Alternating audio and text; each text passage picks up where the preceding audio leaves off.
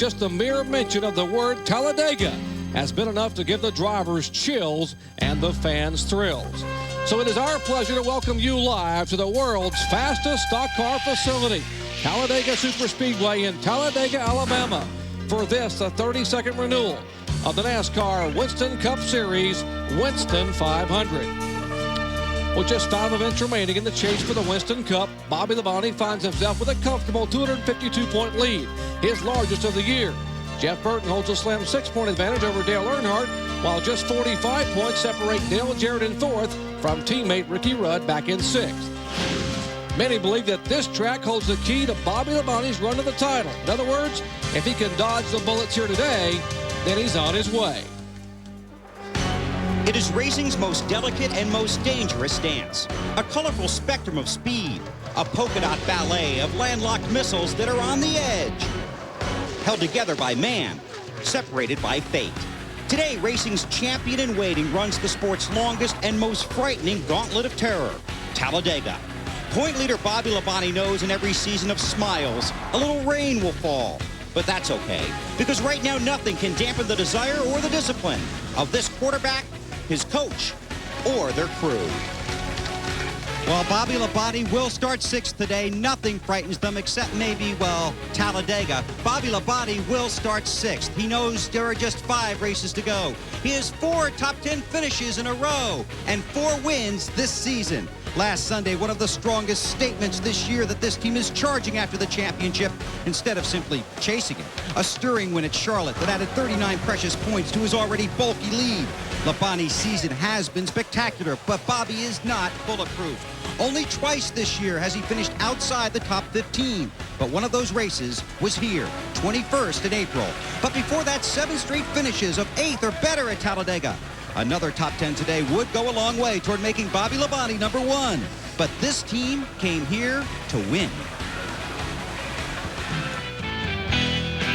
5 drivers enter today's race with a shot at $1 million bonus if they can pull off a victory. 2 of those drivers, Dale Earnhardt and Jeff Burton, are also looking at winning the ultimate prize, the NASCAR Winston Cup Championship. But bad luck and on-track run-ins have left them a step behind, and time is quickly running out. Only 5 races remain as the Intimidator tries to overcome the obstacles he faces in search of a record 8th championship. And both start today's race behind the 8 ball, or at least behind the 18. Earnhardt starts 20th today, while Burton rolls off from the 37th position. But don't write them off just because they're not starting closer to the front. Dale won this race last year after starting from the 27th position. Plus, he has 9 wins here and basically finishes in the top 5 half the time. Burton, on the other hand, doesn't have such a stellar record at Talladega. He's never won here and has just 4 top 10 finishes. But he won the last restrictor plate race at Daytona. And as for starting 37th, Jeff Gordon proved in the spring it doesn't matter where you start. He won from the 36th position. Talladega is an old Indian term, meaning he who has slingshot has a powerful weapon. The big boxy cars of the 1980s were much less aerodynamic, and we saw drivers like Benny Parsons and Bill Elliott make slingshot moves that we'll never forget. Rusty watches high. Look at Elliott. Elliott low side, passes. Rusty, though, hanging right in there. Look at this great competition. Down the backstretch, Davey Allison is right on the back bumper of Bill Elliott. And now Allison goes for it on the low side. Look, oh, they almost touch. Unbelievable. Allison has the lead. Kyle Petty is coming on the low side. As the Winston Cup cars have become more and more aerodynamic, they've had to get a smaller restrictor plate because the cars keep going faster and faster. But when you get a smaller restrictor plate, the drivers don't like that because they want throttle response. So NASCAR came with a new aerodynamic package. Lots of things to try to create drag, like this roof strip up on top and a much, much taller spoiler with a little wicker bill on it. It's kind of like a parachute, and it was all designed to steal horsepower. They've taken away about 150 horsepower with all this drag. But to compensate, they opened up the holes in the restrictor plates to 1 inch. But the cars, folks, were still way too fast. So minutes before happy hour, the drivers were issued plates with a 15/16" restrictor plate. So the question today is, can Davey slay Goliath and which driver has that trusty old slingshot in his back pocket. And at this moment, Ray, 43 of the world's best stock car drivers sit alone with their thoughts as we go down to the grid for the command. And now for the most famous words in auto racing, Mr. Jim White. Gentlemen, start your engine.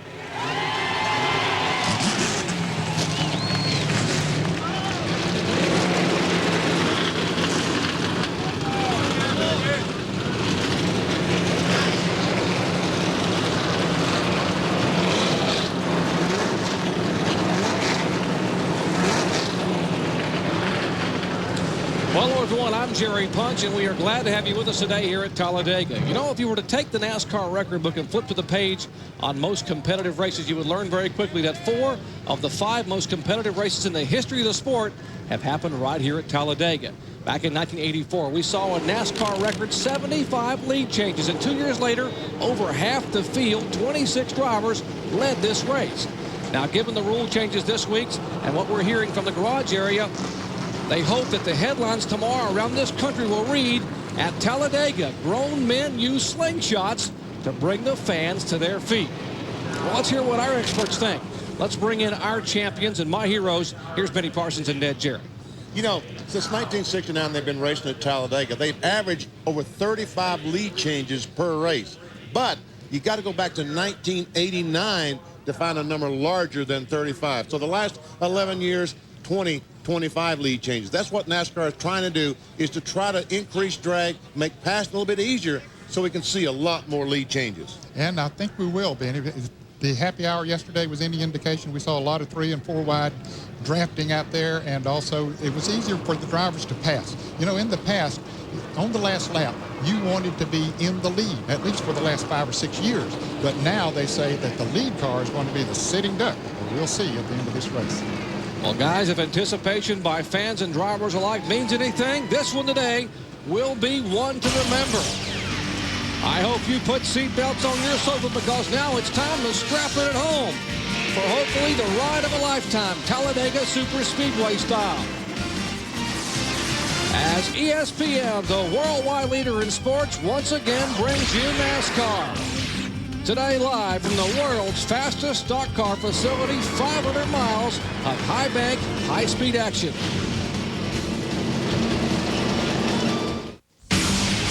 Our ESPN coverage of exciting NASCAR action from Talladega, Alabama is being brought to you by Valvoline MaxLife, the first motor oil formulated for higher mileage engines.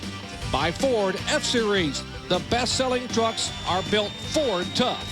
And by brand name tires, oil changes, and more at your neighborhood Walmart Tire and Lube Express. Take a look at this massive facility, 2,500 acres, Talladega Superspeedway, 2.66 miles around. The front straightaway, 4,300 feet. That's because of the tri-oval. On the backstretch, a straight 4,000-foot drag strip. The corners banked at 33 degrees, the tri-oval 18, and the straightaway, the back straightaway, just 2 degrees. Let's take a look now at our Walmart Tire and Lube Express starting grid and show you that Front Row Joe picked up his first pole of the year, his 6th of his career, and the 2nd year in a row he is set on the pole for this event at Talladega. He is flanked by Awesome Bill Elliott, who started 2nd here back in April. Back in row 2, Rookie of the Year candidate Dale Earnhardt Jr., a 2-time winner, but yet to win on a plate track, will be inside of row 2, and Jerry Nadeau brings the Michael Holligan Chevrolet to the outside. We'll be riding along on the Budweiser onboard camera with Dale Earnhardt Jr. throughout the afternoon. Back in row 3, it's an old Joe Gibbs row. Sensational sophomore Tony Stewart has the Home Depot Pontiac, winner of 2 of the last 3 events in NASCAR. And beside him, his teammate and current Winston Cup points leader Bobby Labonte, the Interstate Batteries Pontiac. And we'll be riding along on the Circuit City onboard camera with Bobby all afternoon. All right, our next row, Kenny Wallace on the inside, looking for her first Winston Cup win in the Square D Chevrolet. And beside him, Jeff Gordon will go to the back of the pack after a problem having to go to a backup car yesterday. How about the oldest driver in the field, Dave Marcus, 59 years of age, brings the Realtree Chevy inside of row 5, and beside him, the first of 5 Noble 5 candidates is Steve Park. And in row number 6, it's an all Robert Yates Racing with Ricky Rudd and Dale Jarrett. Making up row 6, row 7, we see Stacy Compton and Ken Schrader. In row number 8, John Andretti and Kevin LePage. Row number 9, we see Terry Labonte, a former winner here, former Winston Cup champion, and Michael Waltrip. Row 10, Bobby Hamilton and Dale Earnhardt, the defending champion of the Winston 500. On the inside of row 11 is Ward Burton. On the outside, Jimmy Spencer. And we ride along with Ward Burton this afternoon, the Husqvarna onboard camera. In row 12, on the inside is Johnny Benson. On the outside, Mike Skinner.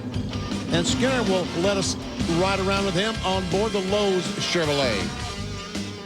On the inside of row 13, Elliott Sadler. And the fastest qualifier in second round, Ricky Craven on the outside.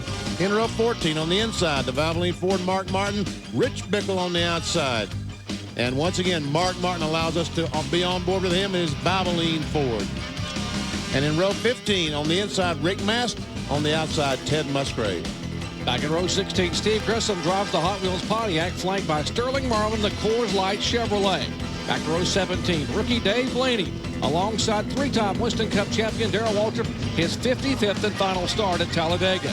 Next row, rookie Scott Pruitt in the Tide Ford, flanked by leading Rookie of the Year contender Matt Kenseth.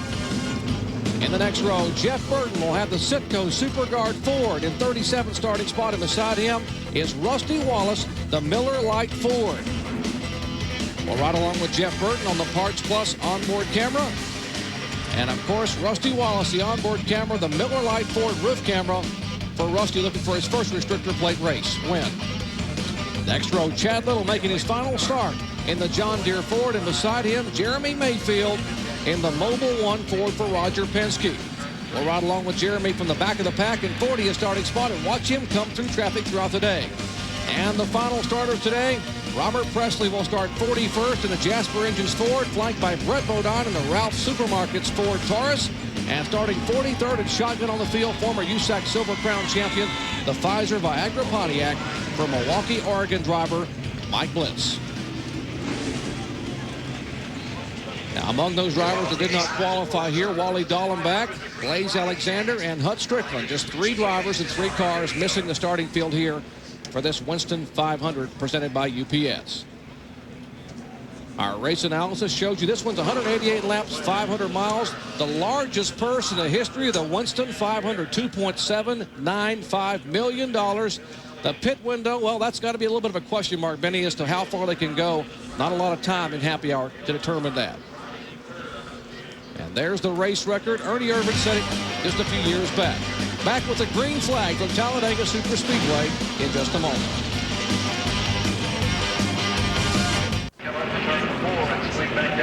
We welcome you back to Talladega Superspeedway on a beautiful afternoon. Getting set for the start. Let's check in quickly with a situation updating the Earnhardt crew chief problem. Bill Weber? Well, Kevin Hamlin is the crew chief for Dale Earnhardt. Last night, he was a driver in an exhibition monster truck race here at Talladega. You can see he is seated in the pit area today. That is because last night he has a compression fracture of the vertebrae in his back. So he's in a great deal of pain, but is in the pit area today. We'll work with Earnhardt on the radio. When Earnhardt rolled down pit road, he asked him how that truck driver is doing, and Kevin goes, "That's ex-truck driver." All Earnhardt wanted to know is if he won. He said, "I did." I hope there are seat belts on Kevin Hamlin's seat, because he's going to need it to watch this one today. Folks, glad to have you with us. Almost 170,000 strong in the stands to watch the 32nd running of the Winston 500. Front row Joe and Awesome Bill lead him down. 43 of the world's best stock car drivers ready to get it on here at Talladega.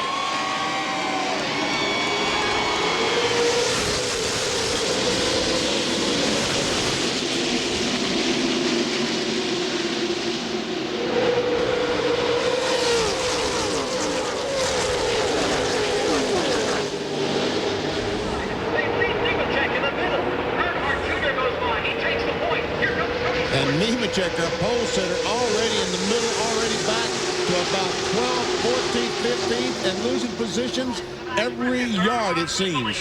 He knew that he was going to be a sitting duck, and certainly he was. When Dale Earnhardt Jr. made that move down to the inside, everybody went by on each side. He told our pit reporters during NASCAR today that he would have no shot leading that first lap, and indeed he was right. As here comes that big Budweiser Chevrolet for Dale Earnhardt Jr. A couple of young drivers looking at NASCAR's future. Earnhardt Jr. and Tony Stewart head to the tri-oval, and they will lead the first lap, first and second, but they are side by side from there on back. Trying to move up on the outside of Tony Stewart. Of course, he has a fast car. He qualified on the outside pole. So he can get a little help back there. He wants to move to the front.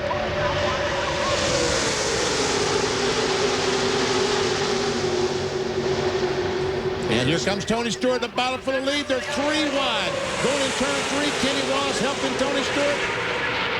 And they will hang Dale Earnhardt Jr. out to dry. He's in the middle, and he will go backsliding. Has no drafting partners. As Stewart will try to lead lap number 2. Well, 2 laps, 2 different leaders.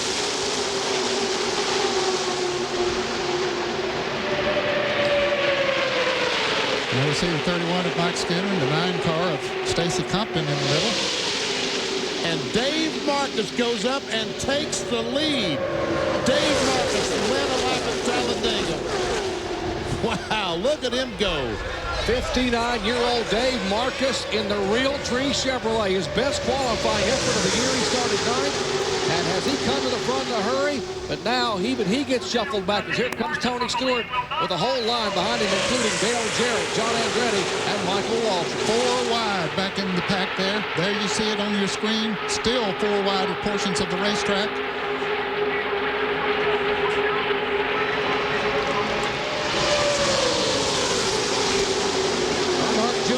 First lap. Marcus led lap 2. Looks like Tony Stewart will lead lap number 3. Folks, he got 188 laps. At this rate, we're going to have a record. And here goes John Andretti after the lead. Andretti made a neat move down on the inside of Dale Jarrett coming off of turn 4. Shot him all the way up there. Now he's wanting the lead. And meanwhile, behind, Dale Earnhardt is back in second spot. I'm trying to see who that car is in front. Where did Michael Waltrip come from? That's a new country heard from. Well, 3 leaders, 3 different laps. Let's see if Michael Waltrip. Here's Michael Waltrip trying to hold on the inside. Earnhardt, that big orange 3 on his roof indicated he's one of the No Bull 5 drivers. 3 wide. Ricky Rudd almost out on the apron as he is on the bottom with Earnhardt Jr. and Elliott on the outside. And is Michael going to lead that lap? No. Tony Stewart. Bobby Hamilton, the Ford car, he started back in 19th, has moved his way up into second. And here comes Andretti up on the outside. They got Michael Waltrip in the middle. And Junior's hooked up with the 43 of John Andretti. Boy, in the past races here, at least the last 2 or 3, that inside groove, I mean, the middle groove was not too bad, but today it doesn't look to be too good. Once you get in there, they just motor right on by you on either side. And right now, Andretti and Dale Earnhardt Jr. not making a lot of progress on the outside.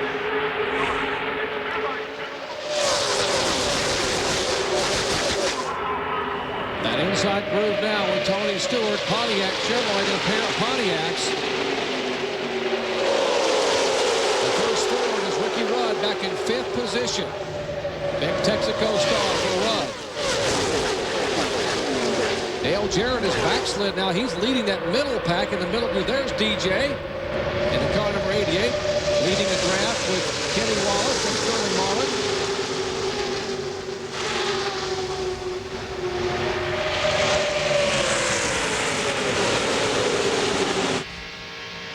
Right along with our points leader, Bobby Labonte, the Circuit City onboard camera. Bobby started in 6th spot, has slid back to 15th position. And there's Jeff Gordon on the inside who started dead last. Last time by, Gordon was running about 15th. He said he had a good race car, and he's certainly proving that he does have. Just joined us, you're right along with Bobby Labonte. Look up at Jeff Gordon. He lost his primary car at the beginning of happy hour when a broken left front shock ripped the fender away and part of the tire. He saved the car, but they had to go to a backup car. This is the car he started 36 with and won here in April at Talladega.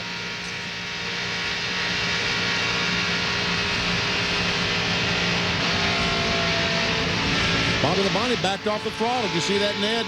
Cars are closing in enough. They had to back off the accelerator. I talked to Larry McReynolds yesterday after happy hour. He said, I've never even been concerned or seen any brake dust after happy hour. But he said, I saw a lot of it on cars here after happy hour, that they were running up so fast on the other cars that they had to put their brakes on. Well, they are 3 wide all around this racetrack, Benny. Dennis Cook caught in the middle. He has driving help from Kevin LePage. Behind him, there's Ricky Craven. And that's what they're talking about by being so dependent. When you talk to these drivers, they all realize they're just so dependent on other drivers not to make a mistake, not slip up into them and make contact, because once the car starts spinning you can see that you can involve 20 cars without any problem at all. Now, there are 7 cars in a lead pack single file, but in years past, these 7 cars would pull away very, very quickly from these guys running side by side. But that has not happened now. This second pack trying to hang on. Michael Waltrip was going for the lead about 5 laps ago, Ned, and now he is back leading that second pack. Yeah, but he'll catch up in a hurry here when we see those cars getting side by side up in front of them. They're trying to get around Earnhardt. They'll open up a big hole of air there, and that's going to allow Michael Waltrip and that other group to catch up. See how quickly they did? Just a half a lap. And see, Earnhardt tried to pass Ricky Rudd, and those 2 cars got side by side. Look how quickly the other cars got, but look how quickly those front cars drove away from him. Let's check in the Earnhardt pits with Bill Weber. The new dirty word around here is dirty air. A lot of turbulent air created by the new aerodynamic packages on these cars. It is so turbulent out there in the draft that the plastic sheet that was on Earnhardt's windshield that they used to tear off during the race so he gets a clean windshield was ripped off by the turbulent air. He radioed in and said, you don't need to take it off. It's already gone. Wow. Now, how about a father and son hookup? Earnhardt Jr. pushing his dad down the straightaway. Can he push him to the lead? Right now, they're back in about 9th or 10th position. It's like hanging on that rope. When you get to the corner, you want to let go, and he had to let go when he got his dad down the corner. You can't push the car straight in the corner you got now. As he gets on the straightaway, here's a good spot. He moves up, and I'm sure he's literally touching the rear bumper of his dad's car. You just saw him bump him a moment ago. That, by the way, that orange rear spoiler indicates Earnhardt Sr., one of those for the No Bull $5 million.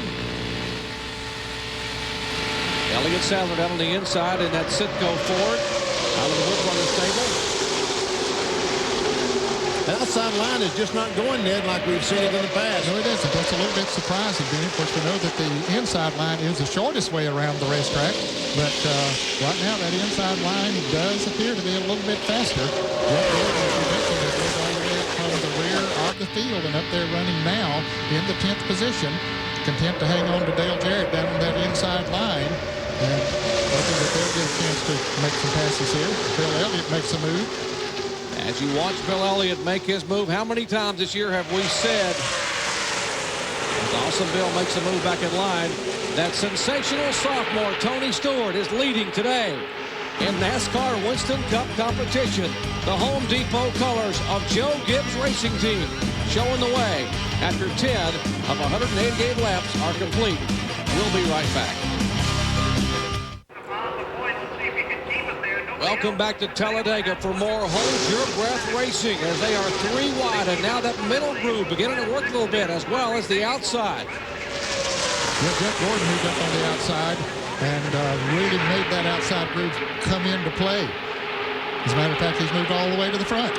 Unbelievable, Benny. Jeff Gordon starts 43rd and has passed 42 cars, and here on lap number 13, it looks like he will lead this race. Now, he actually qualified 8th, had to drop to the back of the field for the green flag, and now look at this. What an effort.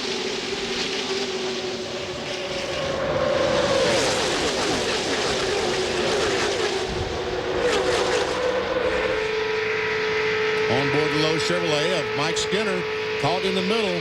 He's been here for about 10 laps now. He works his way forward, and then something will happen. He goes backwards. Jerry Nadeau was in second spot just a moment ago, and Earnhardt goes for the lead. 9-time winner at Talladega. He won both events in 1999. He won this race from 27th starting spot. And and the Intimidator. Look at these fans on their feet waving those hats. That's what it's all about. They want to see them on their feet screaming and waving as Earnhardt leads Ward Burton. But here comes Gordon with some drafting help on the outside. Will Earnhardt lead this lap? Yes, he will.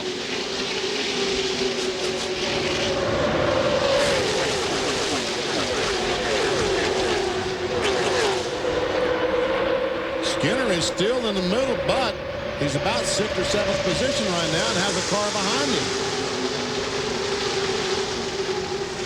Well, we saw the 88 car up toward the front about 5 or 6 laps ago. Now he has dropped back significantly. Ray Dunlap, what's the problem?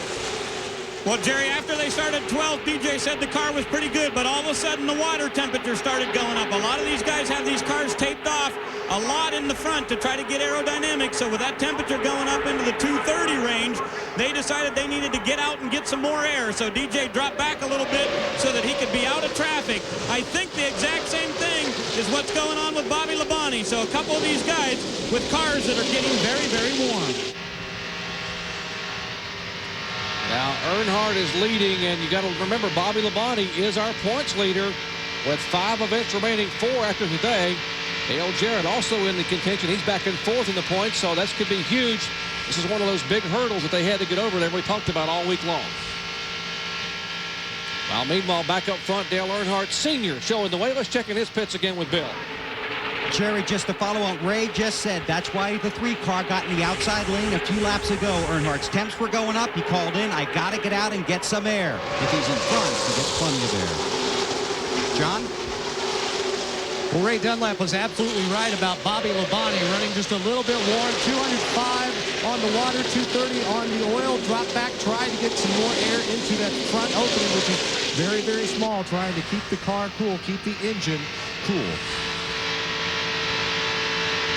See how far he's staying back behind the 88 car, and the 88 car is staying pretty far back behind the car in front of him, so they can get as much clean, fresh air as possible. You say, well, why do they put the tape on the grill if the car is going to run warm? Because the more tape you can run on the grill, the faster the car will run, because any air that goes in, hits the radiator, hits the engine, will slow the car down. But you have to get it right. You have to keep the water temperature around 200 degrees with as much tape as you possibly can. Back up front, there's the line, there's the conga line. They try to break each other's draft, but now with that huge hole, these cars punching the wind with NASCAR's rule changes.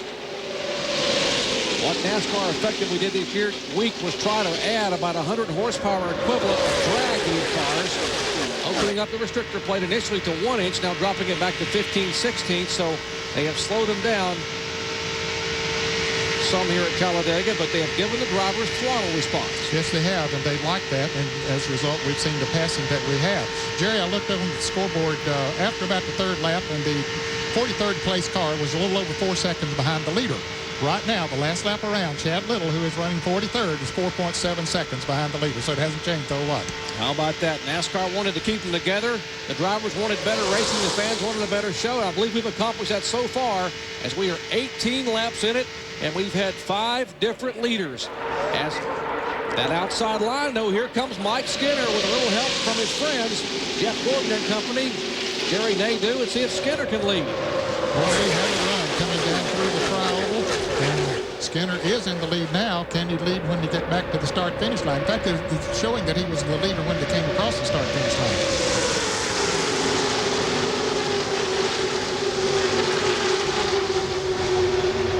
Skinner, his best finish of this year came here in April. He actually finished right behind the guy who's chasing him right now, Jeff Gordon. Well, we got a lot of Chevrolets up front here right now, and a lot of them thought with the 1-inch restrictor plate that maybe the Chevrolets had a little bit of an advantage. Then after they went to that 15/16, some of the Chevrolet drivers and teams were saying, hey, that hurt us more than it did the Fords. But right now, Benny, there are 8 Chevrolets out front of the first Ford of Bill Elliott. Yeah, well, what all the competitors going down in the morning, what you're going to read about in the morning, the Chevrolets have a 2-inch smaller, more narrow rear spoiler than the Fords and Pontiacs. And everyone was just screaming about what a Chevrolet runaway was going to be here at Talladega.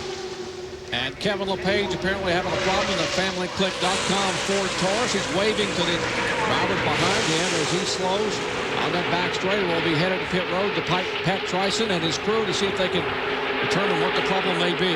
Last time by, Kevin LePage was running in the 11th position. And we understand that maybe it's an engine. You wonder if he had that overheating problem and stayed out there and kept running. But now he's headed to the pits.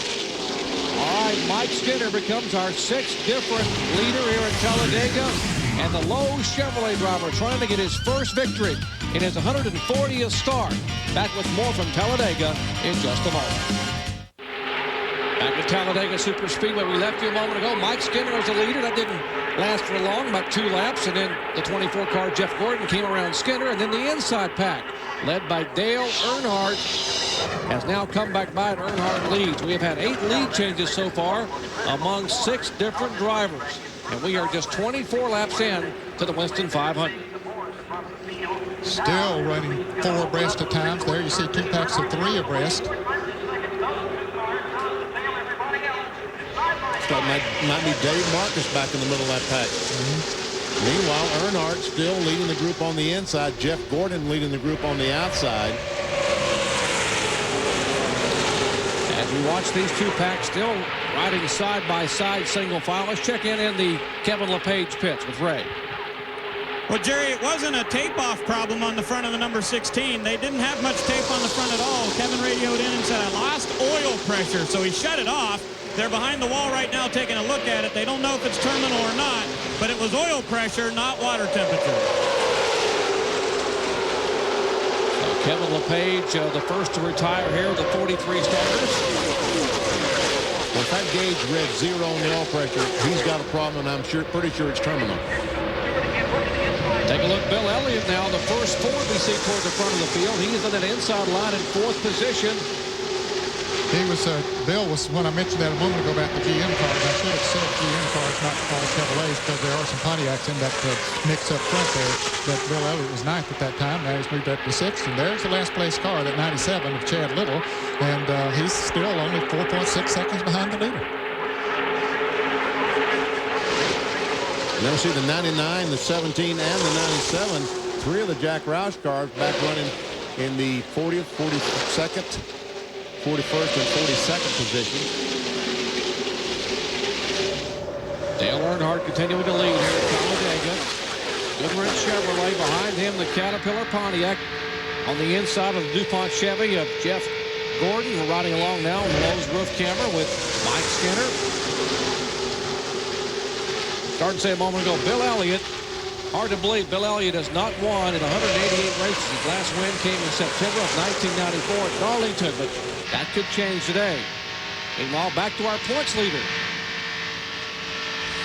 Bobby Labonte's now running in the 30th position. He and Dale Jarrett were back 2 or 4 spots back winning there. They were 35th and 36th about 3 laps ago. Now they're beginning to move up a little bit. Still getting some space between themselves and the car in front of them. Now looks like that Gordon and Skinner got a good run, but not enough to get on the outside and challenge Earnhardt. Well, Earnhardt's found him a situation there that's really working for him right now. Look to the outside there. Ricky Craven in the Midwest Transit car number 50 right in front of Kenny Schrader. They have been basically glued together on that high line. Whoa, Bill Elliott all the way down below the yellow line, had to back out of it. He was very fortunate there that others behind him were observant and didn't try to crowd him, gave him room to back out of it and get back in line. Tony Stewart had to make an evasive move to go by Bill Elliott as now Jeff Gordon goes to the front.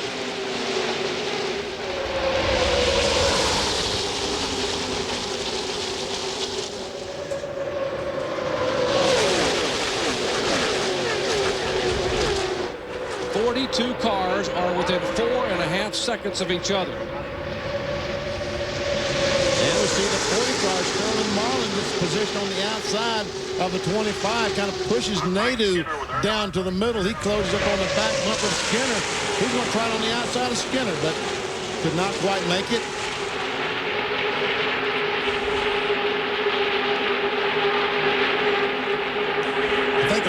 prefer to make that move on the outside because the wall is a lot closer to the outside line than it is the inside line. In case you have a problem, go up and smack the wall. You don't have far to go. It doesn't hurt quite as much. And look how much that Jeff Gordon, how much space he lost since the last time by to that inside line. Mike Skinner will pull down in behind Ricky Rudd. Doesn't want to get caught in that middle net. He realizes that inside line has been the place to be. Yes, the middle groove has not been the place to be so far in this race, and that's a little bit surprising that he found out very quickly that he was going towards the back, and so as soon as he got an opportunity to fall in there behind Ricky Rudd, he took that opportunity. Well, we have 29 laps in the books at Talladega with Earnhardt, Burton, Stewart, Elliott, and Rudd, the top 5, and many of these fans have yet to sit down. We'll be right back. Back at Talladega Superspeedway, the Winston 500 presented by UPS, still in the early laps, and there they are from high above. Panoramic shot of Talladega Superspeedway, courtesy of the fine folks at Pennzoil and our Pennzoil copter cam. You can see him 3 wide and now 4 wide. And Bobby Labonte is right in the middle of all of that mix. In fact, he drove right up there into the middle coming off of turn 2. He had a tremendous run. There was no place on the outside or inside to go, so he said, I'll just go up the middle. But boy, has he gotten caught in there in a mess. Meanwhile, back for the lead, Tony Stewart, who led earlier, has now fought his way back. Bill Elliott in the Ford trying to help Tony Stewart, but Stewart goes down and said, let me flip these GM cars. And Ricky Rudd has fought his way. He dropped back to about 20th or something about 5 laps ago. Here he is now up there passing Bill Elliott for 4th. And Ned, speaking of dropping back, the 24 car of Jeff Gordon is now backslid to 20th position. As he is going backwards, the 18 and the 88 of Bobby Labonte and Dale Jarrett are coming forward. So we're seeing a little bit of reversal from what we saw in the first 15 or 20 laps of this race. Well, I tell you, I respect all and admire all of these drivers for the patience that they have shown so far and the respect that they've given their fellow driver out there. Not making his basic moves. Here's DJ trying to move around Dale Earnhardt Jr. Earnhardt Jr. in the middle crew right behind Nadeau. On the inside of points leader Bobby Labonte.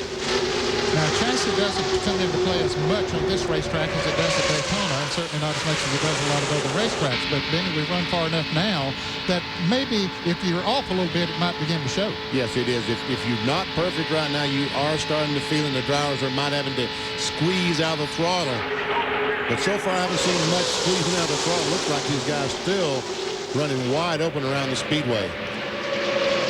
Boy, Jerry Nadeau and Earnhardt Jr. and Kenny Wallace, all three have very, very strong race cars. Well, they made that middle groove work there, and maybe that's the difference is having strong race cars in there as opposed to some we've seen there in the past. It hasn't worked too good for them. Maybe they didn't have the right drafting partner or whatever the case might be, but certainly they're making it work. And there's Jeremy Mayfield right in the middle. A 3 wide behind the red, white, and blue car. That is the 12 of Jeremy Mayfield. Looking back at Sterling Marlin. You see Dale Jarrett on the right side of your screen. And look at this, 193 miles per hour. He goes, squeeze out the throttle just a little bit. Jeremy Mayfield started back in 40th position. Roger Penske on Mobil 1 Ford. See that inside groove is moving, the line is moving there right now. Johnny Benson goes by some cars. Well, Jeff Gordon had dropped back to 20th spot from the outside line, worked his way to the middle line and out to the inside line, now worked his way back toward the front on the inside line. Well, he's going to, when this race is over, Jeff Gordon's going to know exactly how his car handles in every position because he's going to be in most of them. He's already been in a lot of different positions, certainly been in a lot of traffic. Now, we showed you the Roush cars toward the back of the pack, including Jeff Burton, the guy second in points. What's going on with him, Bill Weber? Well, Jerry, that's Jeff Burton, a.k.a. Captain Provisional. I tried to get a straight answer out of Frank Stoddard, his crew chief. I said, you're still way in the back. He goes, what are you talking about? We're 3 seconds behind the leader.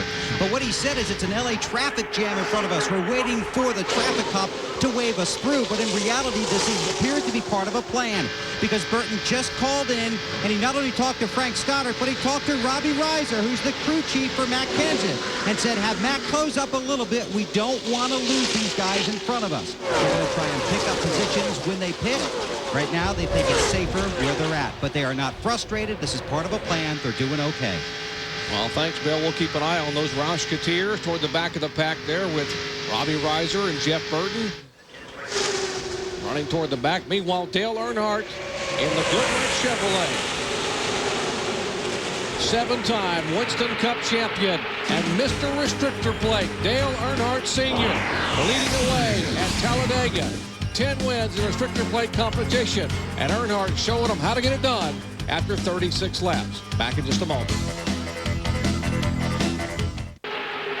Well, the Vikings are a powerhouse in the NFL, and how about Mr. Earnhardt, Mr. Restrictor Plate? What a powerhouse he is at Daytona and Talladega. 10 wins at these two racetracks, 31 top fives, and he just goes on to over 2,000 laps led, and he keeps adding to that, make it 2,085 right now. We can't do that, but he just keeps adding to that total. Ooh, Bobby Hamilton up on the outside was 4 wide as he goes down the corner, and he's just up on the outside. He comes off the corner. They're still look like about 4 wide. The pole sitter Joe Nemechek trying to fight his way back to the front. There he is right in the middle of the 33 car. And right now, the last time they was shown in 19th, but I think he's probably about 15th now.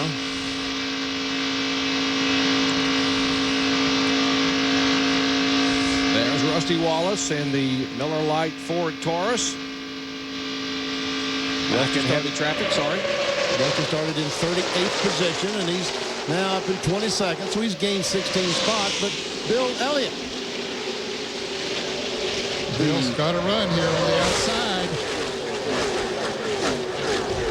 Bill side by side through the banking. Earnhardt trying to hold off. Awesome Bill. And Bill looks like he'll get a little bit of a drafting push, maybe from Earnhardt Jr. As you watch this side-by-side action, let's check in with Ray Dunlap. Well, Jerry, part of the reason we're seeing a lot of passing here is there's a lot of cars with different rear-end gear ratios because they weren't sure what this plate was going to do. We've got a variable all the way from about a 294 up to a 315 rear gear. Now, what that does is it's going to change how fast you can come down pit road. Depending on what gear you're in, which most guys come down pit road in second gear, your variable will be about 3,500 to 3,700. But Robert Yates just got on the radio and told Dale Jarrett, why don't you try using first gear coming down pit road? It'll help get you here a lot quicker. He's got to keep his track at about 5,300 RPMs. So the rear end gear is certainly a big issue here, and a lot of cars trying different strategies. That's certainly something to consider as the day goes on, particularly when you talk about fuel mileage and guys who may be moving in on some pit stops. If you watch Bill Elliott, who became our 7th different leader today, giving us our 11th different lead changes. What about pit strategy, Ned? Well, they're coming around to complete their 43rd lap.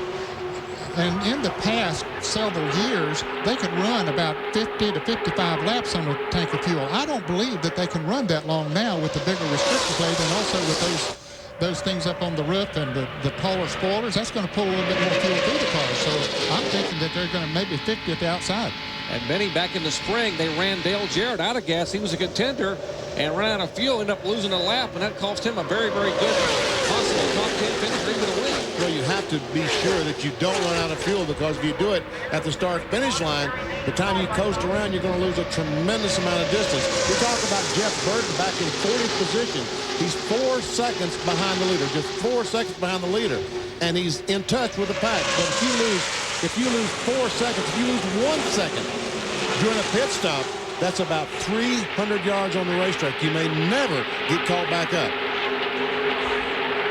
That outside lane, the M&M's Pontiac, and Kenny Schrader, who got his very first win at this racetrack back in July of 1988. Schrader having a good run in the car number 36. And behind him is Kenny Wallace, still looking for his first Winston Cup win. Very strong car out of the Andy Petrie stable.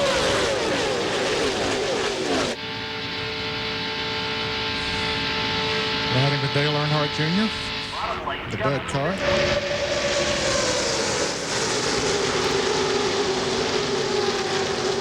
All right, we're listening to crew chiefs. They're talking to drivers. We're talking about pit strategy. We'll come back in just a moment and cover the first round of pit stops at Talladega in a moment.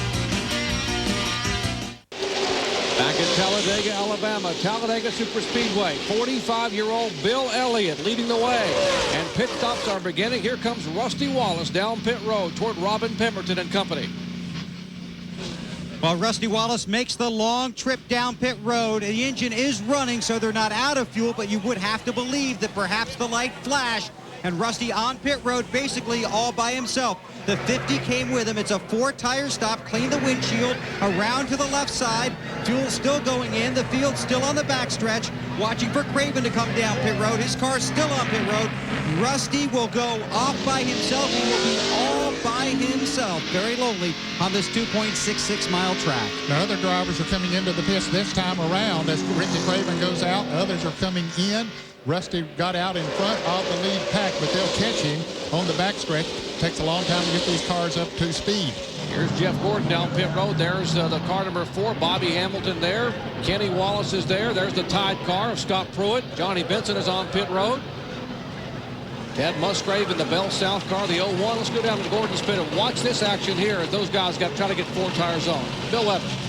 It is a 4-tire stop. Gordon had to tiptoe into his pit stall. The car is just a little bit loose. Make a Panhard bar adjustment. Send it around to the left side. Put on 2 more tires on the left side. Then send Gordon back out. Car was just a little bit hot. Did not remove any tape that I saw. He heads out back into the race.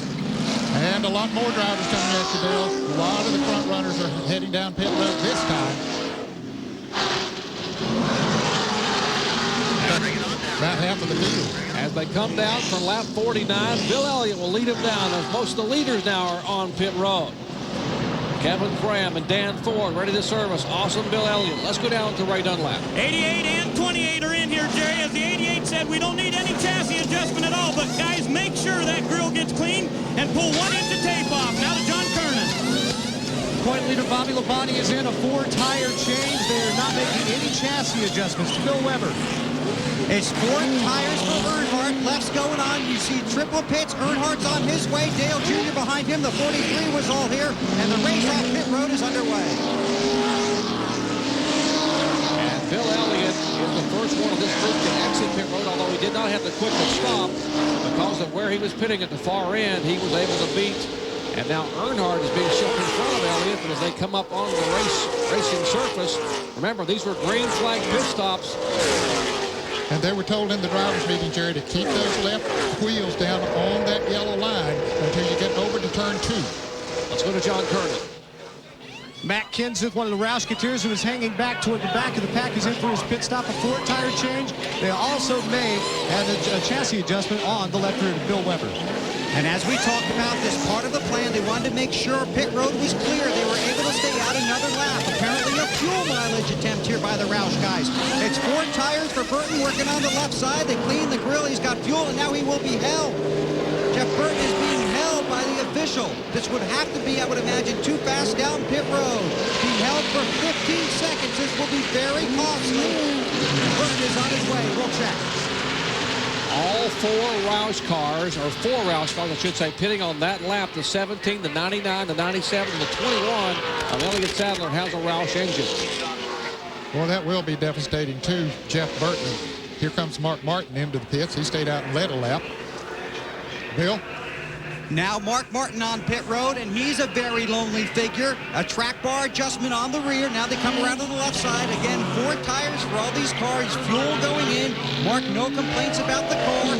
Working on the left-hand side. Fuel going in. Now having some trouble with the left front. They could not seat the left front tire on. Finally got it on the studs. Tightened the lug nuts. Mark's on his way. Also, Michael Waltrip exiting pit road, and Stacy Compton. Those 3 cars pitting on lap 51. If you're keeping a pit chart at home, and we have been, and I perish to say this, we have been caution-free thus far for the first 51 laps as they flash by that time. Green flag pit stops have been in order of the day. The first round of pit stops between laps 47 and 51. That was pretty good strategy on some of those guys to stop. And the 7 car all of a sudden was leading the race as you run out of fuel, Ned. Well, I wonder, did he just come out of the pits? He just came out of the pits just a moment ago. He was on pit road with the 6 car and the 9 car, and it looks like he's trying to get up to speed. I think that's what the situation is. It does take a long time to get these cars up to speed. He had taken the lead as a result of staying out on the track while others pitted. He should be up to speed by now. So something is amiss with Michael Waltrip's car. Yeah, he is not back to running nearly like he was before. And we are being told they have crew members in the Citgo Superguard team for Jeff Burton over the wall too soon. That was the reason for the 15-second hold by NASCAR a moment ago for Jeff Burton on pit road. He is now 18.5 seconds behind the leader, who is Bill Elliott. He does have a drafting partner now in the way of the 50 car of Ricky Craven. There you see the cars that pitted just a moment ago.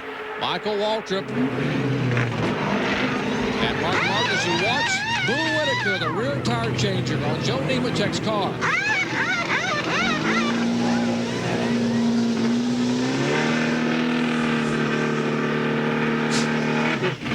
Engine revving on our pole center as the old Woodhall Chevy goes away. And you got a bird's eye view of what a high-pressure pit stop looks like. Back in a moment.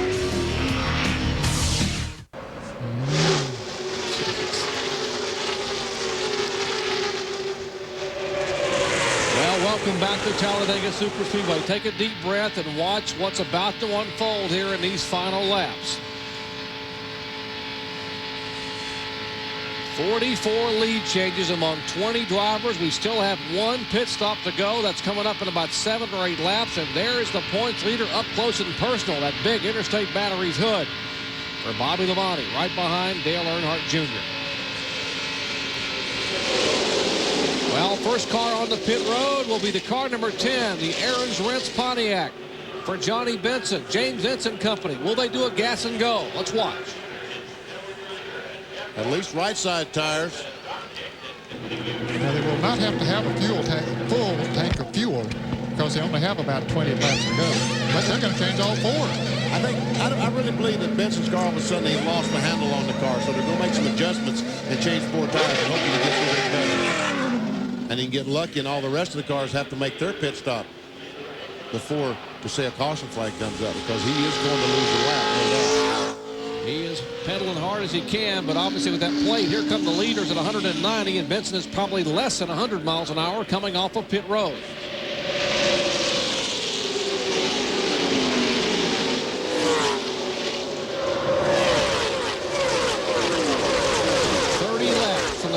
Flag at Talladega Superspeedway. Now there's the car number 94. A moment ago, we were talking about Bill Elliott back there. He is the last car, or was the last car on the lead lap, and he's back there with the 88 car for Dale Jarrett. You got to wonder what they're doing. Well, I think they were riding. They saw all that action going on up in front of them, and I think that they said, hey, let's just sit back here and ride in case that big one happens. You know, we'll be in position maybe to get slowed down. And DJ, I think, decided to punch his, and he's coming back up through there now.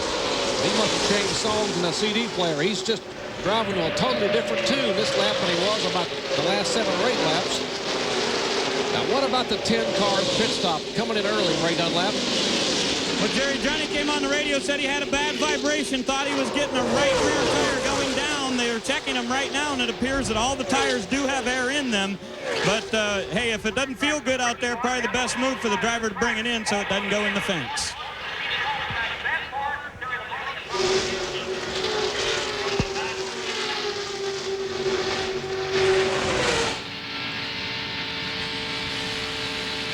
Dale Earnhardt Jr. showing the way here at Talladega as we get closer and closer to pit stops. Earnhardt Jr., a 2-time winner already this year. Won at Texas back on April 2nd. Won at Richmond back on May the 6th. There's the second pack led by Ricky Rudd, who has gone over 2 years now since his last victory. Coming at Martinsville back in the spring of '98. And right now, Bobby Labonte has got to be loving this. Running in second spot. And single file, has his teammate Tony Stewart behind him. He knows that Tony's a lap down, and he knows Tony's not going to do something to take a chance on hitting the 18 car. So life is grand for Bobby Labonte right now. Well, the crews are talking about waiting a little bit for pit stops, so we'll take a quick break and come back and cover those final pit stops. Tie for second, okay.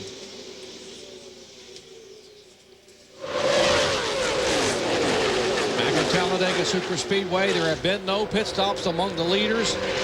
A moment ago, the 99 car on pit road for a stop. He made 2 right-side tire changes because of possibly a tire going down. Now, coming up next, the PGA Las Vegas Invitational. Tom Byram, our leader, but there's a 3-way tie for a second spot. We'll be going out to the Las Vegas Invitational PGA event at the conclusion of our live coverage of NASCAR action from Talladega.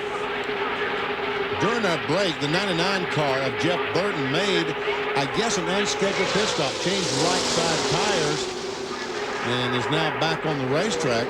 Now, he was going to have to stop anyway, Benny, but the fact that he did not have anybody to run with once he got back out on the racetrack, and the leaders are coming up on him now to put him a lap down. And so he's lost perhaps a second or lap to the leaders. So even if they stop behind him, it still is going to hurt him because they'll have cars to run with. There's a look at Jeff Burton and the leaders right behind him.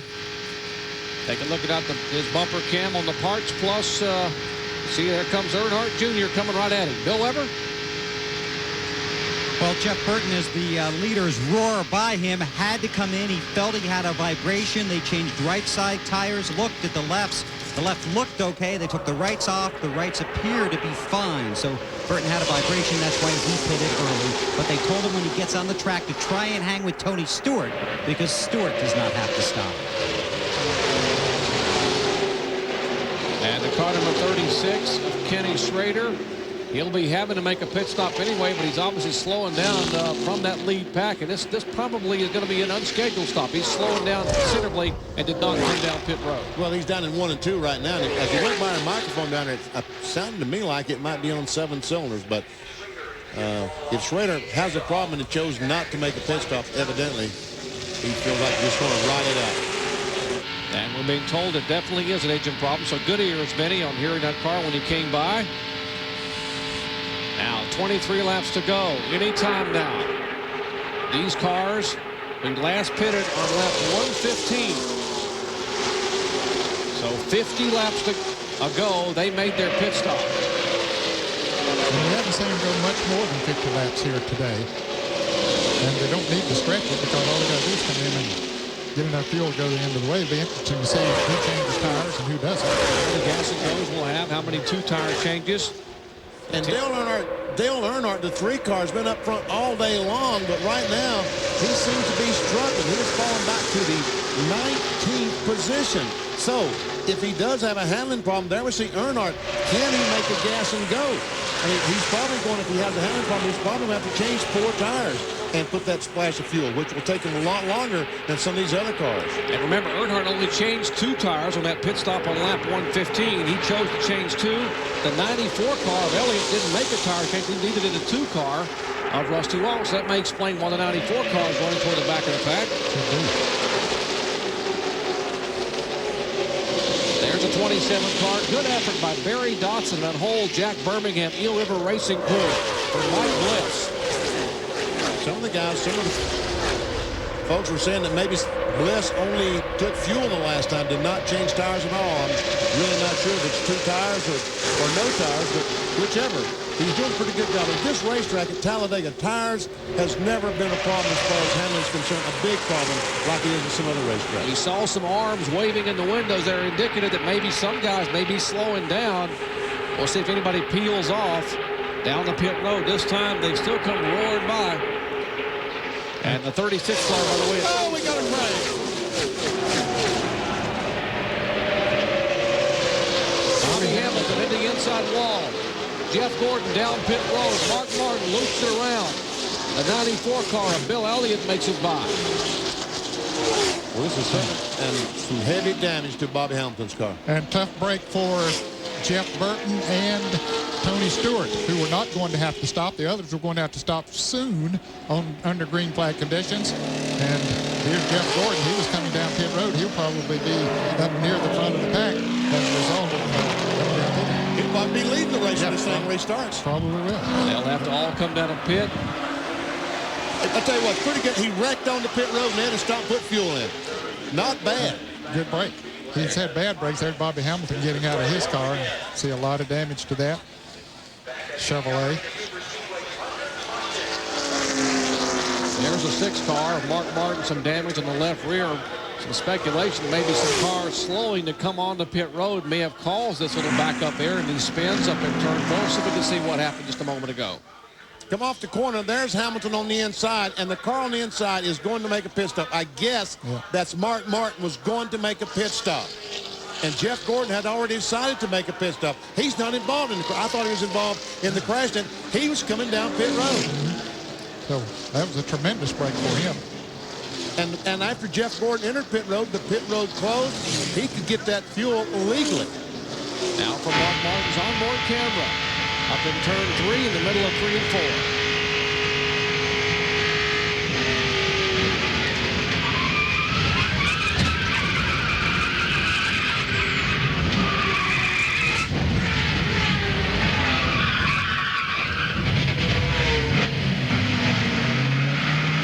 Martin puts it back in gear once again. Well, you can see the closing rate. We see Mark Martin up on the outside, and he goes down between 2 cars.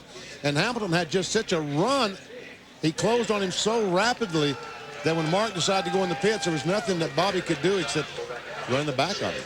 Mike Bliss and what was that, Bickle, the 60 car, the black car there, Rich Bickle, and the 27 car, I believe, got together, and a little bit of squirreliness there. All right, one more angle. We'll take a look from the outside of turn 4 to see the contact there. There's the 27 and the 60 Ned's talking about as they both try to slide by.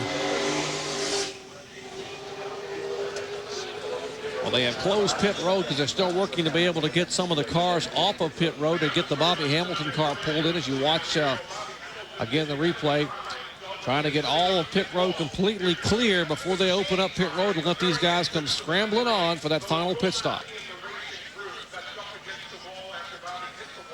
Now, Mark Martin just came out of the pits. Maybe he had to. Pit road will be open this time around, but he, with the damage that he has, he felt that he probably needed to come on in and get the work done. And if he did pit while it was closed, then he would have to go to the end of the longest line, I guess, and restart. Talk about rather being lucky than good. Well, Jeff Gordon has been both today. He's been good and lucky. And good and lucky there, was able to come down pit road and make that pit stop before the pits closed. And now, with less than 20 laps to go in Talladega, this should be the final pit stop, at least scheduled pit stop of the day, as the leaders peel off at 55 miles an hour and head down to you, John Kernan. And it'll be only 2 tires for Bobby Labonte. Car loose on entry, so they put a half-pound of air pressure in the right front. So Bobby's away. Dale Earnhardt Jr. is in a 2-tire stop here. Right sides only, and he is down and away. Will he keep the lead? Kenny Wallace has to slow down to try to get in. It is gas only for Steve Park. Now to Bill Weber. 2 right sides for Dale Earnhardt, and fuel, no car in front of him. A quick stop, he's on his way. There you see Bill Elliott's crew. Remember, he did not make a tire change, and they will put 4 tires on the car number 94. There's the damage on the left rear of the car number 6. And Elliott finally gets those 4 tires changed. He's back on the racetrack following Ted Musgrave, the Bell South car. And they continue to try to straighten out this left rear quarter panel on the Valvoline Ford of Mark Martin. All right, some of the crew there for Jack Roush Racing using the hammer to try to beat some of that sheet metal away. Third, our 29-year-old 3-time Winston Cup champion Jeff Gordon is also a 3-time winner of the No Bull 5 bonus, but he has not won the No Bull 5 million in the year 2000. His wins came in 98 and 99. But he is leading here with less than 20 laps to go. That's where the 5 contenders are running. Earnhardt back in 15th. Martin, who had that damaged left rear, in 26th spot. Steve Park up in 8th. And Jeff Burton back in 29th position. We'll come back with more live coverage of the Winston 500 presented by UPS from Talladega in just a moment.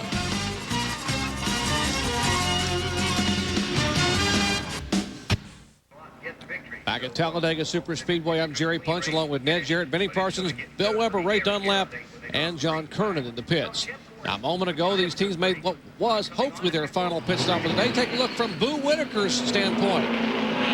He's a rear tire changer on Joe Nemechek's car. So stop, stop, stop. Why is the Boo changing the tire? Folks, it's gas only. Boo stays over and just cheers. Our Coke pit summary shows you. How about a big gain for Jeff Gordon, wouldn't you expect it, in 26th, out first. Well, we'll tell you how that happened a moment ago. He was actually coming on the pit road when the caution came out. Rudd, 4th to 2nd. 1st to 3rd for Earnhardt. Skinner gained 9 spots, and Bobby Labonte lost 3.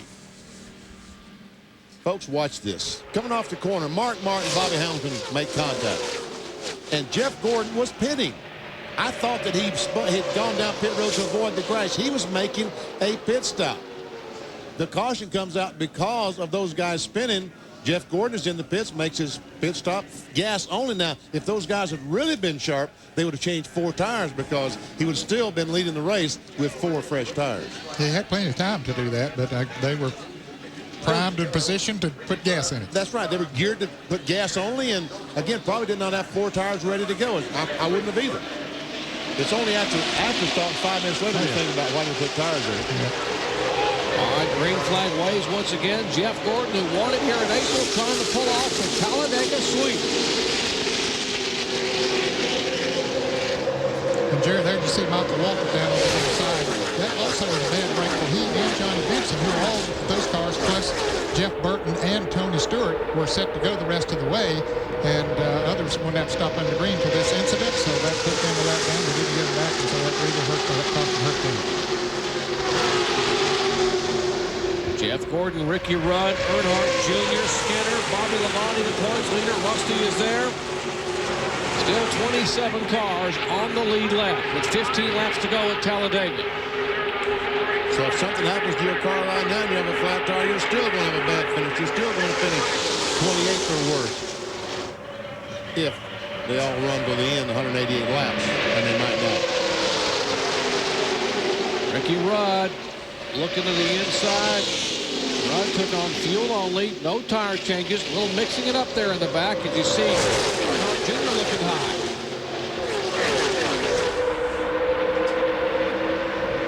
Well, we're going to see who's been riding and who's been racing. Tony Stewart got her on the inside of Ricky Rudd. Ricky didn't need that, but it helped. Bobby Labonte and Jeff Gordon almost get together, and now Gordon was a leader as they cross the line. He's in the middle, going back to about 10th spot, and cars going every place on the outside, inside of him. Dale Jr. is in the lead. Dale Earnhardt Jr. we mentioned he has 2 wins, but he has not had a top 10 finish since Dover back on June 4th. He has struggled the past 2.5 months in Winston Cup competition.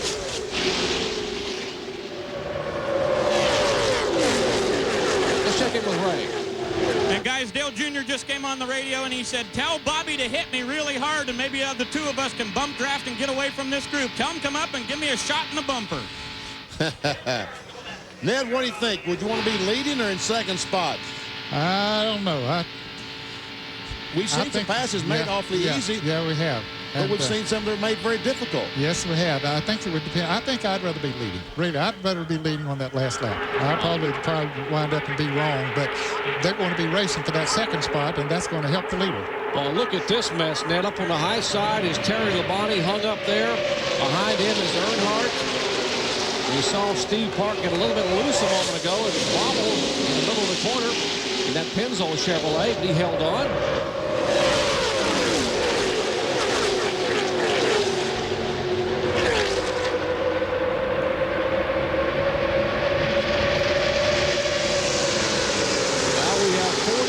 Lead changes among 20 drivers, tying the most lead changes here in the year 2000. Last week's race at Lowe's Motor Speedway, they had 46 lead changes among 13 drivers, and Bobby Labonte won that one from 2nd starting spot. And right now, Bobby is running 2nd. I think he likes his position there, as Benny said earlier, for a number of reasons. And Gordon goes down on the apron of the racetrack to pass Matt Kenseth, or I should say, to attempt to pass Matt Kenseth. He has not been able to pull it off yet. Put a blade on that DuPont Chevrolet. He can mow the grass next time by. He's down right near the grass on the apron of the racetrack. Nemechek trying to figure out how to get by the 21 car of Elliott Sadler. He goes down the middle with help from Mike Bliss. And that just might work. It looks like it's going to.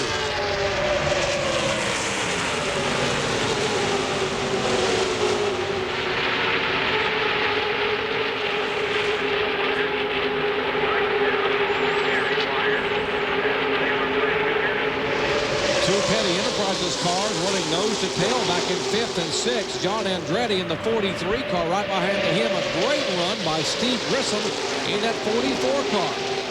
And that's good to see. That team has had a tough time this year, and Steve proving once again that he can drive a race car. Yeah, as good as you feel for Steve Grissom, Ned, you also feel as well for the team because it has been a struggle. And Mark Martin is still out there. Let's see, where is Mark Martin running? Hey, he's running in 8th position. Well, there's no quitting Mark Martin. Not a single bone in his body says quit. He will fight until the checkered flag waves. You know, I think when I said that he had just come out of the pits, I think that he might have fallen under the same grandfather's rule that Jeff Gordon did, and that he was not penalized for pitting when the pits were closed because he came on down pit road and got his service done. Now, Rodney Wise had told him it was 10 to go. And now, if you've got a gun, it's time to fire it. And Rusty somehow stuck that Miller Lite Ford between Nemechek and the 55 car of Kenny Walsh, or maybe it was a 22 car. I don't know. I didn't think there was room, but Rusty went in there, and sure enough, the ocean parted.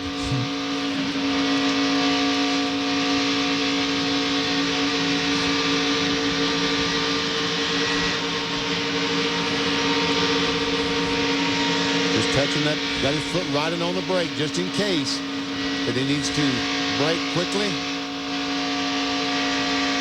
Less than 10 laps to go, and now 27 cars, 2.5 seconds apart. It's still anybody's race at Talladega. Look at Mark Martin coming high, way high up off of turn 4. He's got a little bit of help from Dale Jarrett and Jeff Gordon back there. They had come 3 wide through 3 and 4.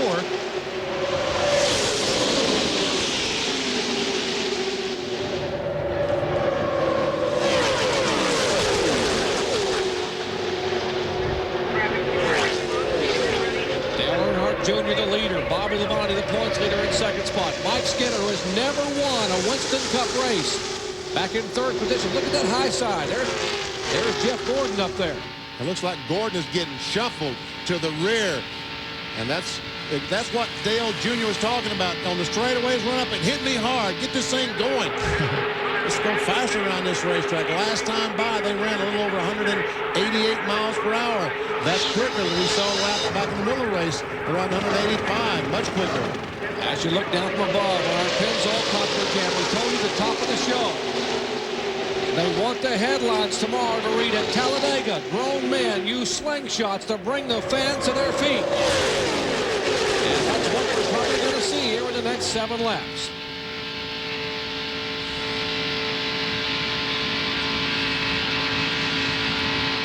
Will Bobby Labonte bump him, or will he fake a bump and make a run to the inside?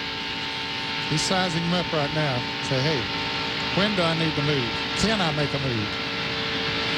Remember, Mike Skinner back there in 3rd spot has never won in 140 Winston Cup starts. 1997 Rookie of the Year, driving the Lowe's Chevrolet, finished 2nd here in April. Said he learned a lot in those final laps when he lost to Jeff Gordon. He learned enough possibly to win one next time. Well, guess what? It's next time for Mike Skinner. We'll see what plays out here in these final 6 laps.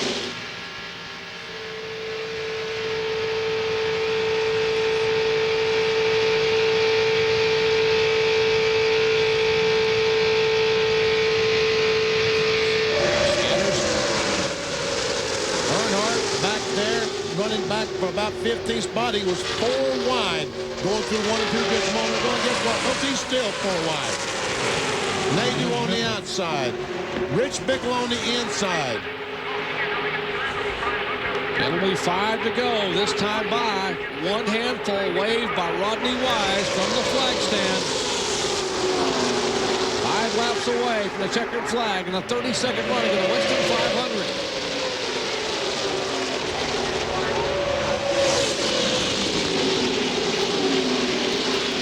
Well, that front group there are protecting that inside. Every one of them. They've seen cars try to take a shot at him up on the high side. Did Earnhardt make contact with somebody there? He was on the inside of Rich Bickle, and they're going to the grass. Always, Earnhardt, if you're going to pass him on the inside, it's going to be on the grass, Ned. He's down on the very bottom of the racetrack. And Mark Martin now is on the high side. He's getting shuffled way back. Let's show you what happened a moment ago with Earnhardt there on the left side of your screen. Watch the 3 car.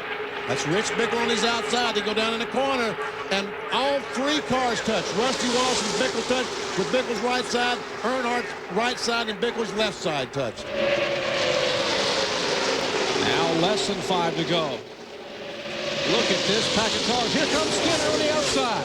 He faked the move to the inside. Will he have a drafting partner? He is now dead even, door to door with Bobby Labonte.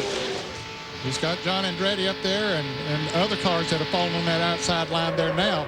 That inside has not been protected the way it was. I told you the last time we had this many different leaders, we saw a first-time winner. Whoa! He is on the grass. He really was on the grass, folks. And he don't have mud tires. He was... Wow. At 190 miles per hour, he was on the grass in the backstretch. Earnhardt trying to come up through the middle. And Skinner has taken the lead. Going in turn 3, it's Skinner with the lead. I started to say the last time we had this many lead changes, we ended up with a first-time winner at Talladega. It was Bobby Hillin that day. Will it be Mike Skinner today? Here comes John Andretti. The Cheerios Pontiac flashing by. Oh, no, there's on the inside, John. He's on the inside. Now they're 4 wide for the lead. 12 per second it is now. 4 abreast. Talking about first-time winners. Skinner trying to hang on. Earnhardt Jr. is a 2-time winner this year. Now they are 5 wide with 3 laps to go at Talladega. No, there ain't 3 laps of green flag. There ain't no way they can run 3 laps like this. Hold your breath, folks. Less than 3 laps to go. Who's going to win it? 47 lead changes, 21 different drivers. Mark Martin trying to plow his way through a minefield of race cars at 190 miles an hour. And here comes Earnhardt. How did he get through all these cars? I don't understand how he did that. The Intimidator is scraped and beaten on the right side, but he will not be denied. Mr. Restrictor Plate knows there are 2 laps to go. Earnhardt climbs to the high side of Bobby Labonte. Wow. You see him motioning. He's motioning the 55 car of Kenny Wallace to give me a bump. Come on, Kenny, give me a shove. And Earnhardt is going for the lead. And listen to this crowd of 170,000 strong.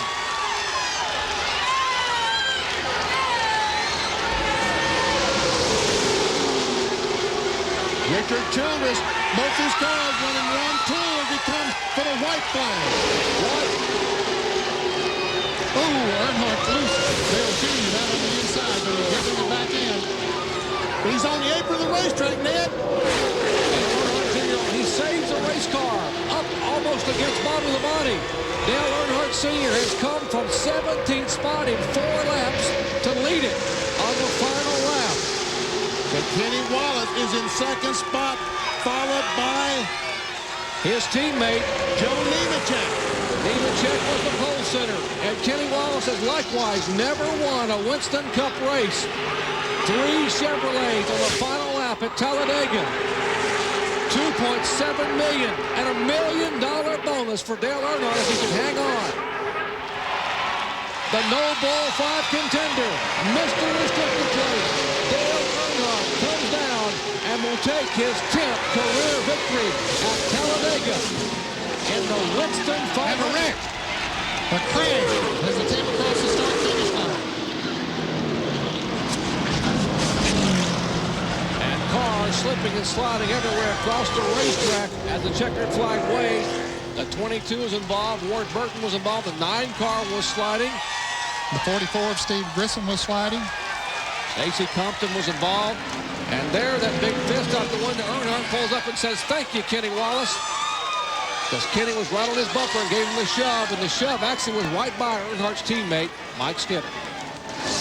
Let's go down to the Earnhardt pit and hear from his car owner, Richard Childress.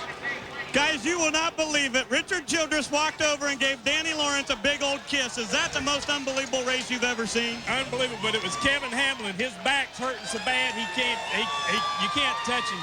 Hey, the race fans today got the race they deserve. This is for the race fans. Goodrich, everybody. Talladega has been Dale Earnhardt's track, but that may be the most impressive run I've ever seen. That was wild. You know, we never gave up. He wanted some tires to tighten him up. It was just wonderful. Hey, I got to thank this whole race team. Mike Skinner done a super job. today in the Lowe's car, you know, he's going to win his race. Absolutely. What an unbelievable finish, guys. Well, the most lead changes in over a decade, the most leaders in 14 years. And if you're a NASCAR fan, you love this one. If you weren't a NASCAR fan, you became one today. Like 170,000 strong stood and cheered. They got to be exhausted. Many of them haven't sat down all day long. Let's take a look at what happened here in the final seconds of this one at Talladega. Well, they go across the line, and somewhere back here on that 5 abreast is just going to catch up with them. We see Rich Bickle go sideways, the 22 car. I think I see the 1 car of Steve Park going around. And then all the cars get obscured in the smoke, and I can't tell who's what. Ward Burton was definitely in it. He's driven his car back to the garage. Here's Ward, he comes down to the line.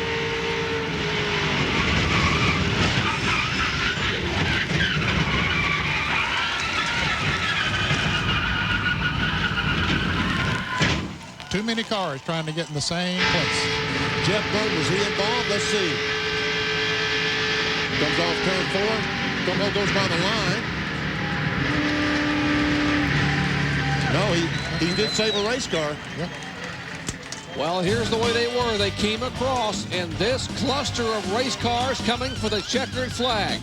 But the 32nd annual Winston 500 is history, and the Intimidator, Dale Earnhardt, is on his way to victory lane. They scrambled, they pushed, they shoved, and the checkered flag had already waved. We'll be back in just a moment. Today, a 49-year-old, 7-time Winston Cup champion would not be denied. He had come 7 times to the no-bowl table, but had never won the $1 million bonus. But today, he will win the $1 million bonus and the lion's share of a record $2.7 million purse.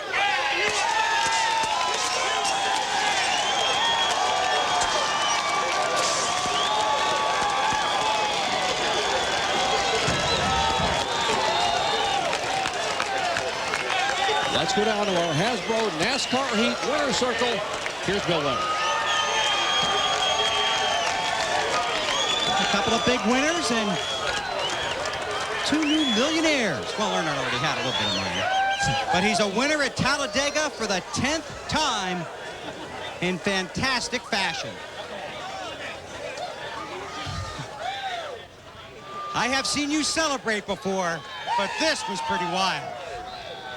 Come on up here, Frank. Be careful with him. I am. It was wild. I didn't have any thought that I'd have a chance at winning this race, starting where I did on that restart. Boys, as we kept working away and got on the outside, Kenny Wallace really worked hard with us, and he done a good job. I don't think we would have got back up there if it wasn't for Kenny. How did you get back up there? He stayed with me. Once we got together, he stayed with me, and he pushed me to the outside of them guys. And I had to beat Mike Skinner, but I had to beat him for $1 million. You were very vocal yesterday, Dale, that you don't particularly care for this rule package. Did it frustrate you during the day?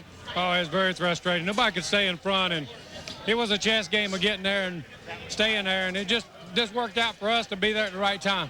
Have you ever won the Winston $1 million bonus before? It's the first time I've won it. I've been eligible several times, so it'd be good going to Vegas now with $1 million in my pocket, huh?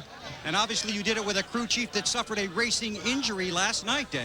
Yeah, Kevin, he's a monster truck driver, and I think he beat Tony Stewart, but he broke his back as doing it. He broke a vertebrae in his back, but he'll get better by next week, I bet. Well, congratulations on your win, $1 million, and again eligible for the $1 million at Las Vegas. Well, I appreciate it, and all the Goodwrench folks that stand behind us, we appreciate all their support.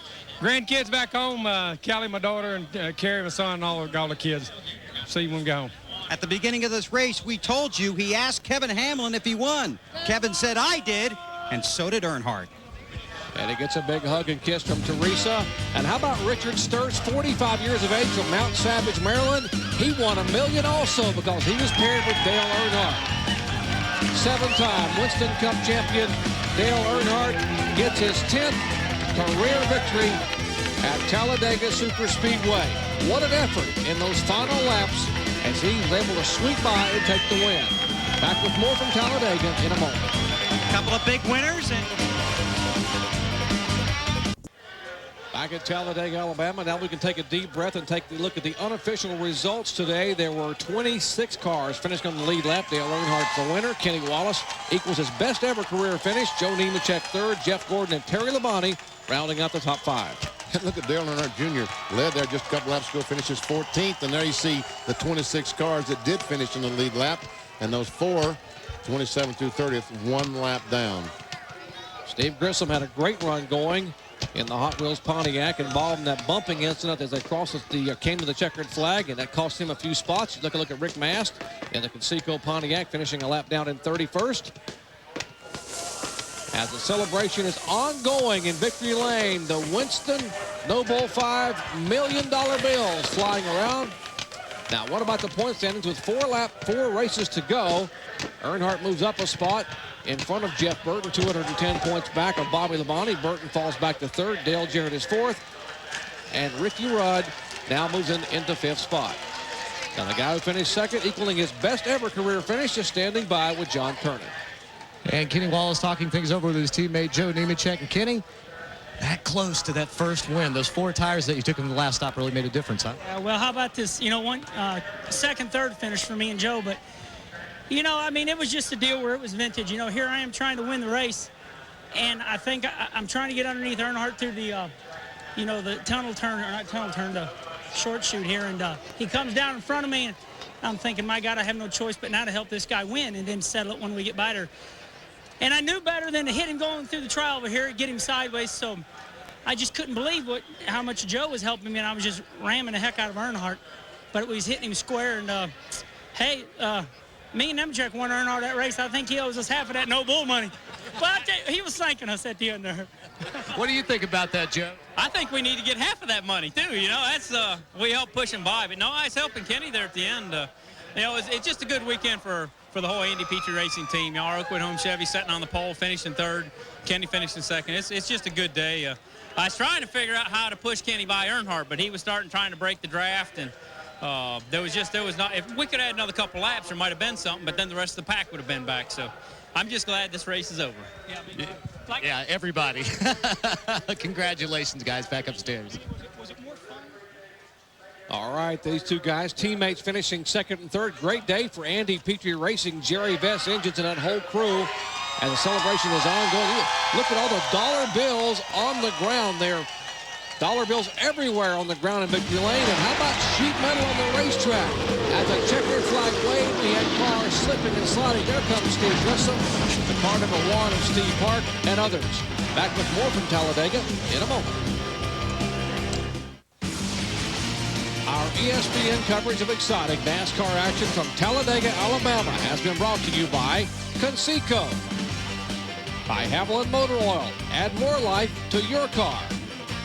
And by Kmart Route 66 Jeans and Clothes. It's not Main Street, only at Kmart.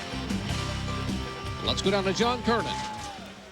And I'm with the points leader, Bobby Labonte. Bobby, for a while there, it looked like you might pull off the victory, but at least you got out of here okay, still with a 210-point lead. Well, that was our goal for the day, finish this thing, and never know what happens. And, you know, the guys did a good job in the pits, did a good job working on it before we got here. We changed motors this morning because we thought we had something a little bit better with the new plate rule, and, you know, we just rode around there and, you know, just watched things, see who was the fastest car. It looked like the 8 car was the fastest, and I had my eyes set on his back bumper. I thought that would be the place to be, and he made a move on Skinner, I guess it was, there with 1 to go. He thought it was the last lap, and that caused a big wreck, and the outside line got us. So we slipped back to 12th, but there's a lot worse things in the world, a lot worse things in this life than finishing 12th today. As far as the championship goes, 4 races remaining. Are you starting to feel comfortable and in command? No, never do. I don't think so. I never have yet, I put it that way. I haven't been in this position a whole lot, so. But we do have some races left to go, and you know, we're excited about all of them. We like our chances at every race that we go to, and especially after we got out of here. All right, a 12th place finish for Bobby Labonte, still leading the points by 210. Jerry. As you take a look, there were 6 different positions that changed among the top 10 today, with 4 events remaining. And we'll have the Winston Cup Series season finale coming your way from Atlanta Motor Speedway, the Napa 500 on November 19th. Back to wrap it up in a moment. Winning at Talladega is a tall order. Even at this massive facility, traffic can be treacherous. This day is nothing but a high-banked, high-speed, high-stakes game of chance. Split-second decisions can mean the difference between winning and hitting the wall. And today, Dale Earnhardt had courage, confidence, cooperation, and a whole lot of luck as he takes home the $1 million. For Benny Parsons, Ned Jarrett, John Kernan, Ray Dunlap, and Bill Weber, I'm Jerry Punch. Once again, congratulating the 7-time Winston Cup champion, Dale Earnhardt, on his dramatic win in this 32nd running of the Winston 500. Coming up next, the PGA Las Vegas Invitational. Now let's go watch a Roger Twibel when there's a 3-way tie. So long, everyone, from Talladega.